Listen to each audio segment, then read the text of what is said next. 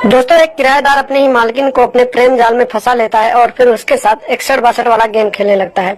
ऐसे ही कई दिनों तक चलते रहते हैं। एक दिन किराएदार अपनी मालकिन के साथ उसी के घर में 61-62 वाला प्रोग्राम चला रहा होता है। तभी अचानक मालकिन की बेटी देख लेती है, लेकिन उसकी बेटी इन दोनों को कुछ कहती नहीं है। वो अपने मोबाइल में अपनी माँ और अपने किराएदार की वो अश्लील वीडियो रिकॉर्ड कर लेती है। लेकिन दोस्तों, किसी तरह से किराएदार को इस बात की जानकारी हो जाती है कि मकान मालकिन की बेटी ने इन दोनों का ये रासलीला मनाते हुए देख लिया है और फिर अपने मोबाइल में वीडियो रिकॉर्ड कर लिया है। दोस्तों, फिर किराएदार को इस बात का भय सताने लगता है कि वो कहीं उसकी बेटी ने जरा सा ये राज अपने पापा को बता दिया तो उसकी सारी पोल खुल जाएगी। तो फिर क्या होगा? उसके बाद किराएदार इस बात की जानकारी मालकिन को दे देता है। उसके बाद इस घटना में क्या होता है दोस्तों, पूरी कहानी जानने के लिए हमारे वीडियो में अंत तक जरूर बने रहे। दोस्तों, ये घटना अभी हाल ही में कानपुर देहात क्षेत्र से सामने आई है, जहां पर एक महिला अपने पति और अपनी 19 साल की बेटी के साथ रहती थी। उस महिला के मकान में एक अमन नाम का व्यक्ति कई दिनों से किराए पर रहता था। दोस्तों, किराएदार इतना खूबसूरत था कि जवान मालकिन उसकी खूबसूरती पर फिदा हो गई और फिर उसके साथ प्यार करने लगी और फिर दोनों एक दूसरे के साथ हर एक रात हम बिस्तर होने लगे। ऐसा कई दिनों तक चलता रहा। मकान मालकिन अपने किराएदार के साथ रोज अपना गेम बजवाने लगी, लेकिन इस बात की जानकारी मकान मालकिन की बेटी को लग गई। उसको लगता था कि उसकी माँ अपने किराएदार के साथ रोज रात को 61-62 करवाते हैं और एक दिन उसका ये शक यकीन में बदल गया।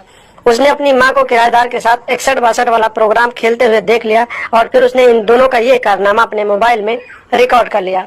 किसी तरह से इसकी जानकारी जब मकान मालकिन के प्रेमी को लग गई तो उसने मकान मालकिन की बेटी को रास्ते से हटाने का प्लान बना लिया और फिर मकान मालकिन से जाकर पूरी बात बताई और फिर अपने प्लान में मकान मालकिन को भी शामिल कर लिया। प्लान के मुताबिक एक दिन शाम के समय मकान मालकिन चाय बना रही थी, तभी उसने अपनी बेटी की चाय में जहर मिला दिया और फिर अपनी बेटी को पिला दिया। आनंद फानन में उसकी बेटी को अस्पताल पहुंचाया गया, लेकिन वहां पर डॉक्टरों ने उसे मृत घोषित कर दिया। बेटी की मौत हो जाने के बाद उसके परिवार वालों ने उसका अंतिम संस्कार तो कर दिया, लेकिन सबको ये लगा था कि अचानक तबीयत बिगड़ने की वजह से उसकी मौत हो गई है।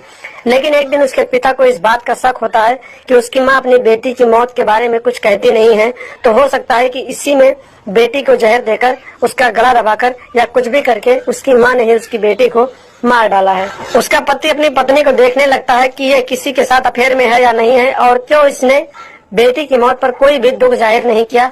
और एक दिन अचानक बेटी के मोबाइल में उसके पिता ने वो वीडियो देख लिया जो उसकी बेटी ने अपनी माँ और किराएदार को 61-62 करते हुए अपने मोबाइल में रिकॉर्ड किया था। दोस्तों, पति को तो पहले से शक था कि उसकी पत्नी ही उसकी बेटी की हत्या करवाई है। दोस्तों, पति अपनी पत्नी को लगातार उसका आना जाना देखता रहा और एक दिन उसने अपनी पत्नी को अपने किराएदार के साथ 61-62 करते हुए देख लिया। जब पति ने अपनी पत्नी को किराएदार की बाहों में देखा तो उसे बहुत गुस्सा आया और फिर उसने किराएदार और अपनी पत्नी को खूब पीटा और फिर थाने में जाकर पुलिस वालों को वो वीडियो दिखाया और अपनी पत्नी और किराएदार के खिलाफ उसकी बेटी को जहर देकर मार डालने का रिपोर्ट दर्ज करवा दिया।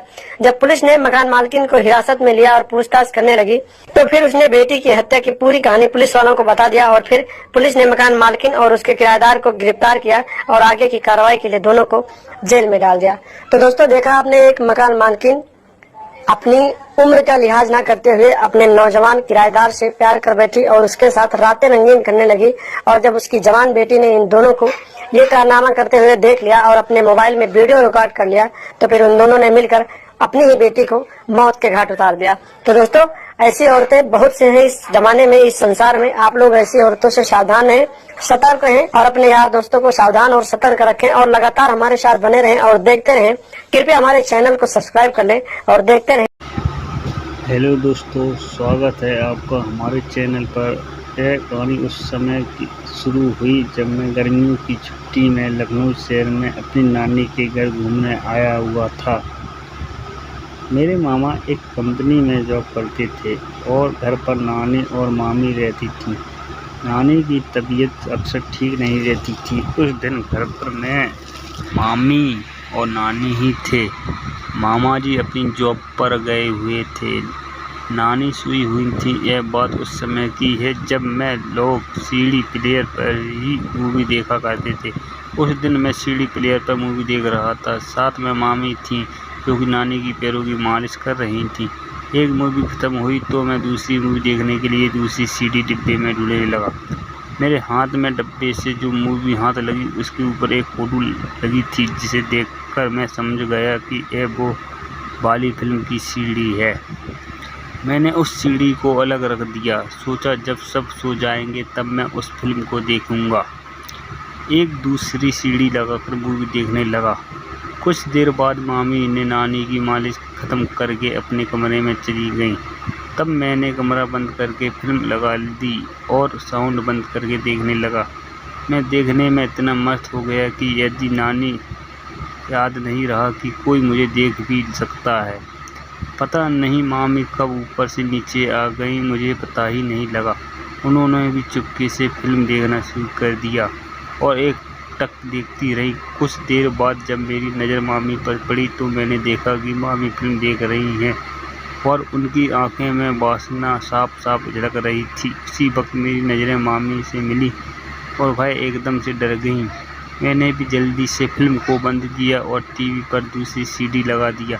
तब मैंने मामी को कहा कि टीवी पर क्या दिखा रहा है। मामी उस वक्त सहमी हुई थी तो शायद उन्हें भी लग रहा होगा कि कैसे बात को ख़त्म किया जाए। उन्होंने कुछ भी नहीं कहा और वह अंदर चली गई। उनके जाने के बाद एक पल के लिए तो मैं डर गया था कि क्या बवाल हो गया था। ज़्यादा कुछ नहीं हुआ क्योंकि मामी ने बाद में मुझसे कुछ नहीं कहा। फिर उसके बाद वह अक्सर मुझे पूछती रहती थी कि तेरी कोई गर्लफ्रेंड है या नहीं। इस बात से मुझे लगा कि मामी इस बात को समझती हैं कि मैं जवान हो गया हूँ। ऐसे ही कुछ दिन तक चलता रहा। मैं मौका पाते ही मैं मूवी को लगा देता और देखते रहता। एक दिन मैं और मामी बैठकर हंसी मजाक कर रहे थे। उन्होंने मुझसे कहा वह उस दिन वाली मूवी लगाकर तो देख कर ही वह वाली है। मैंने मामी की तरफ देखा तो उन्होंने आंख दबा दी थी। मैं देर न करते हुए वह वाली मूवी की सीडी लगा दी और मामी के साथ बैठकर देखने लगा। हम देख ही रहे थे, हमें थोड़ी देर हुई थी, इतने में वहाँ नानी आ गई और उन्होंने हमें देख लिया। लेकिन नानी ने टीवी की तरफ नहीं देखा था। मैंने टीवी को तुरंत बंद कर दिया और हम नानी से बात करने लगे। थोड़ी देर बाद नानी सोने के लिए चली गईं और मैं और मामी वहीं बैठे हुए थे। लेकिन इस दिन तो मेरी किस्मत ही खराब थी। तभी मामा जी का फ़ोन आया। उन्होंने कहा कि खाना गर्म कर लो, मैं घर आ रहा हूँ। हम बातें कर ही रहे थे, इतने में मामा आ गए। हमने मामा को खाना खिलाया। मामा खाना खाकर अपने रूम में सोने के लिए चले गए। थोड़ी देर बाद मामी भी उनके रूम में सोने के लिए चली गई और मैं अपने कमरे में बैठा बैठा सोच रहा था। काफ़ी दिनों की कोशिश करने के बाद तो रेलगाड़ी पटरी पर आई थी। पता नहीं मामा बीच में कहाँ से आ गए। ऐसे सोचते सोचते मैं सो गया और मुझे नींद आ गई थी। सुबह जब मैं उठा तो मामा जी घर पर नहीं थे। मैंने मामी से कहा कि मामा जी कहाँ गए। मामी ने कहा कि उनका फ़ोन आ गया और भाई ऑफिस के किसी काम से जल्दी निकल गए। यह सुनकर तो मेरी खुशी का ठिकाना नहीं रहा और मैंने कहा यह तो बहुत अच्छा हुआ। लेकिन इस बात को मैंने जैसे ही कहा मामी ने सुन लिया था। वह बोली क्या अच्छा हुआ, क्या हो गया, तुम इतने खुश क्यों हो रहे हो। मैंने कहा नहीं, बस मुझे हंसी आ रही थी। मामी बोली ऐसी कोई बात नहीं है, मुझे पता है तुम क्यों हंस रहे थे।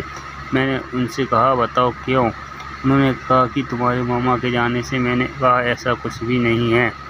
फिर मैंने मामी से दोबारा पूछा कि आज हम फिर से वह वाली मूवी देख लेते हैं।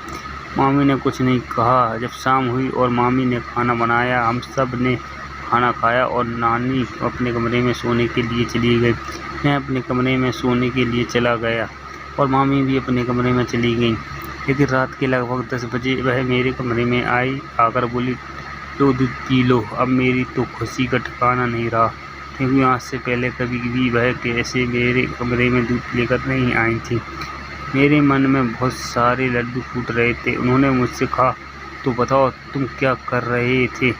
मैंने कहा मैं तो कुछ नहीं कर रहा था, बस आप ही कह रही थी वह वाली मूवी देखने के लिए। वह बोली फिर देर